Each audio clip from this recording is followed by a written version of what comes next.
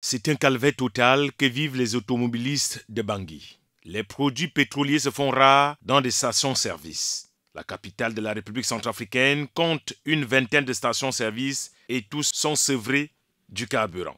Une situation qui désole tous les automobilistes qui voient l'inflation sur le prix du carburant. Le gouvernement centrafricain accuse pourtant le réseau Tamol d'être à l'origine de cette pénurie, lequel a réquisitionné 6 de ses 11 stations-service avec une amende de 200 millions de francs CFA. Des stations qui seront gérées par des opérateurs économiques centrafricains pour une durée de 45 jours. Mais la situation ne s'arrange guère vers d'autres automobilistes qui ne savent plus à quel sens se vouer. Une crise de pénurie du carburant qui profite à quelques personnes, notamment les trafiquants de ces derniers.